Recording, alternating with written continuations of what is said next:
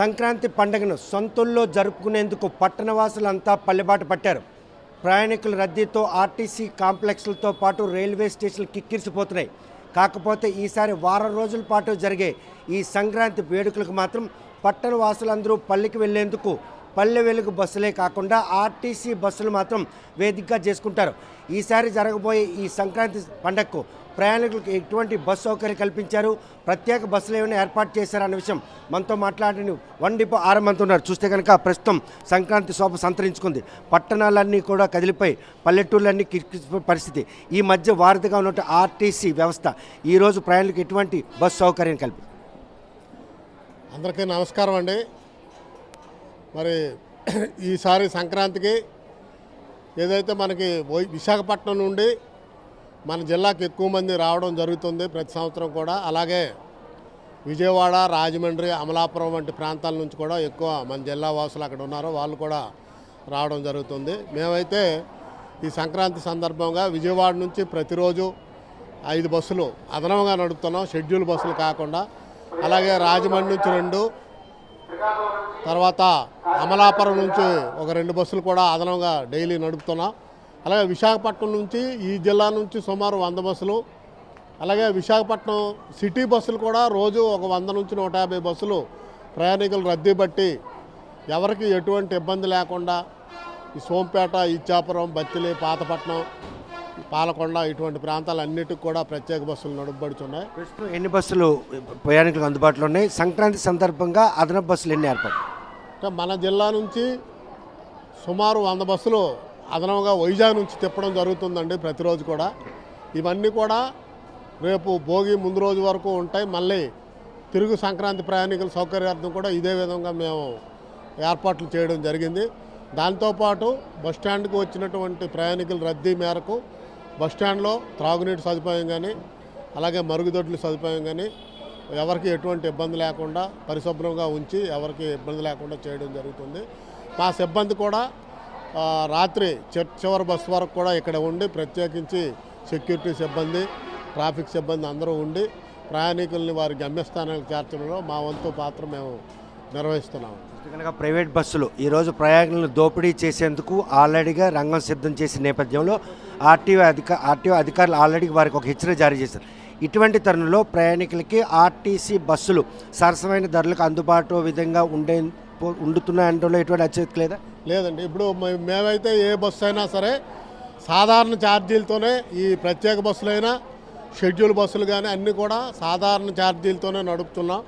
ప్రయాణికులకి ఎటువంటి అదనపు ఛార్జీలు కూడా వసూలు చేయడం లేదు. కాబట్టి ప్రయాణికులు అందరూ సరిపడినన్ని బస్సులు ఉన్నాయి కాబట్టి ఆర్టీసీని ఆదరించి ఈ ఆర్టీసీ అవకాశం అందిస్తున్నటువంటి అవకాశాన్ని ఉపయోగించుకొని ప్రైవేట్ బస్సులకు వెళ్లకుండా ఆర్టీసీలోనే వెళ్ళవలసిందిగా రిక్వెస్ట్ చేస్తున్నాం.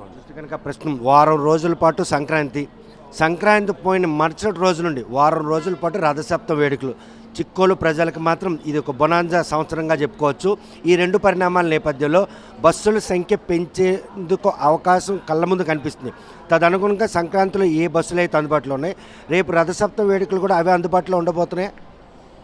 ఆ రథసప్తమి వేడుకలకు కూడా మేము జిల్లా వ్యాప్తంగా, ఎందుకంటే మనకి ఇది ప్రత్యేకమైన పండగ, సో దానికి అనుగుణంగా మనకి ఏదైతే విశాఖపట్నం నుండి, విజయనగరం నుంచి, మన జిల్లా నలుమూలల నుండి ఇక్కడ సూర్యనారాయణ దేవస్థానంకి వస్తారో వారికి అనుకూలంగా ప్రత్యేక బస్సులను మేము ఏర్పాటు ప్రతి సంవత్సరంలాగా ఈ సంవత్సరం కూడా ఇంకా మరికొన్ని అదనపు ట్రిప్పులు వేసి ప్రయాణికులకు ఎటువంటి అసౌకర్యం లేకుండా ఏర్పాట్లు చేయడం జరిగింది. అంటే 14 రోజుల పాటు ఆర్టీసీ సిబ్బందికి కంటి మీద కుణుకు లేనటువంటి ఒక పరిణామం కళ్ళ ముందు కనిపిస్తుందంటే అంతేనండి. ఇప్పుడు ఈ నెలాఖరు వరకు కూడా మాకు ఇదే ట్రాఫిక్ రద్దీ కనిపిస్తుంది కాబట్టి మేము కంటిన్యూస్గా ఇదే ఏర్పాట్లలో నిమగ్నమై ఉంటాం.